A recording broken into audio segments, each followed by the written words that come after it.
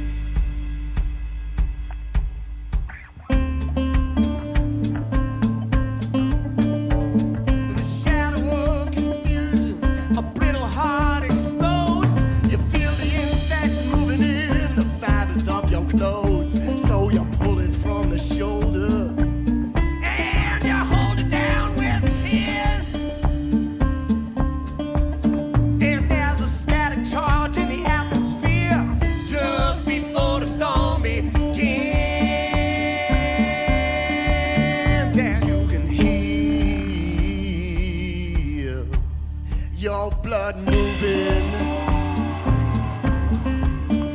You can heal your blood.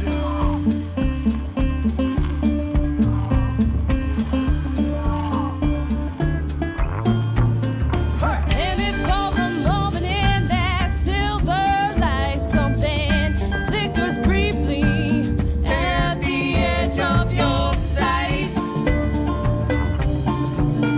In that instant of silence, as you leave the ground, you can hear your blood moving through you, but that's the only sound.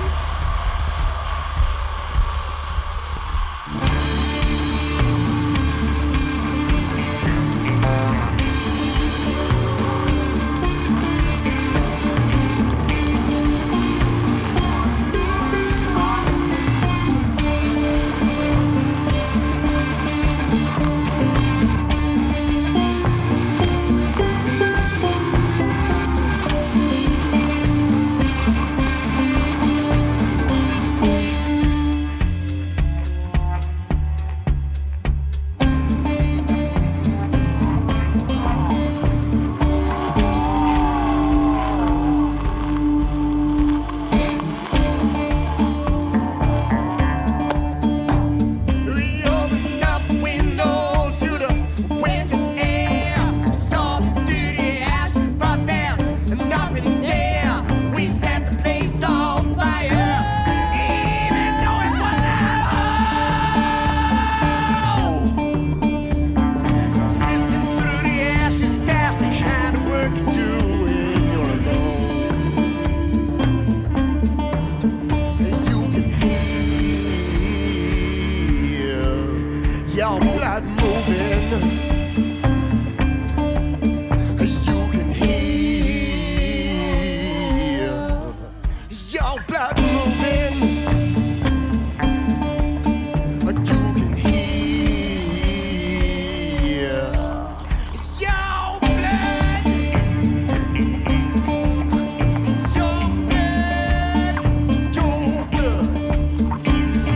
blood.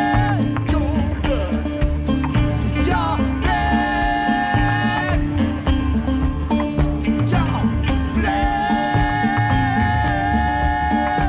your blood, your blood, your blood.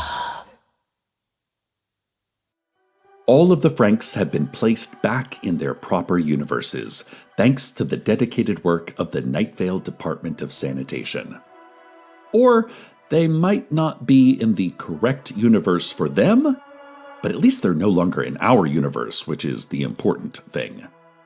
These Franks have scattered back through every possible plane of existence, living different lives, making different choices, a nearly infinite variation on the theme of Frank Chen. One Frank bought a Subway franchise, then lost it during one of the many once-in-a-lifetime financial collapses in his lifetime. He moved in with his brother, took to painting late at night. He only ever sold one painting at a local art fair where he had, on a whim, rented a table. The woman who bought the painting loved it very much and passed it on to her son, who put it away in a closet and forgot about it. One Frank was the President of the United States. There's basically a universe where each of us is the president, so that's not that surprising. Frank is an okay president. He's pretty good at speeches, and everyone likes the presidential parakeets. But his policy platform of war on trees, complete deforestation now, is a little more controversial. One Frank was a composer for movies, although he never composed for anything anyone would have heard of. He mostly scored TV movies, Hallmark stuff, or reality show specials about cute cats. He didn't mind. He was not interested in artistic respect. Mostly he liked being able to play his instruments and get paid for it.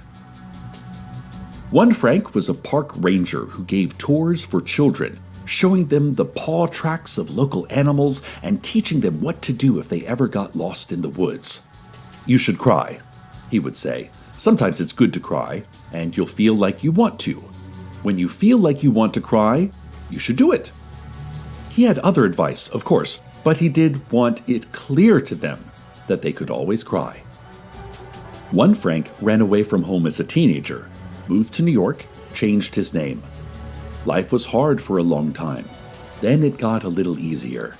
It was never completely okay, that he had to run away, that he had to escape, but he found a life for himself, and that was enough for him. A baker, a long-term patient at a care facility, a grad student in design and architecture, a mayor of a mid-sized city, a father of 3, of 1, of 0, dead at 12, at 20, at 37, at 54, at 80, never died and never will. All of these Franks spiraling out around us, every possible Frank in every possible world. And not a single one of them is our Frank Chen. The one person that all of this fuss has been about, and who is the only one fully absent from our story. Judge Chaplin is very displeased. "Enough shenanigans," the judge said. "You have 1.5 months before November 1st. If you can't do this by then, the Chen family gets to own the town. Fair is fair." The Chens themselves have not indicated what they would do with the town if they owned it, although Don Chen has suggested just donating it for the tax write-off. Well, I don't know how I feel about our town being taken away from us, but as the judge said, I suppose fair is fair. Stay tuned next for a deep, low boom from somewhere far beyond the horizon. Good night, Night Vale. Good night.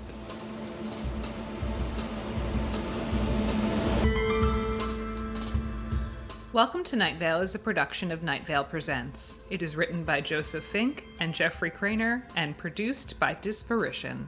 The voice of Night Vale is Cecil Baldwin. Original music by Disparition. All of it can be found at disparition.bandcamp.com. This episode's weather was Dress Full of Dreams by The Bipeds. Find out more at thebipedsdance.com. Comments, questions, email us at info@welcometonightvale.com, or follow us on Twitter at Night Vale Radio, or swim in deep, dark waters where the secrets lie. Check out welcometonightvale.com for info about our Patreon, without which we simply could not do this show. Today's proverb: quoth the raven, "Nah,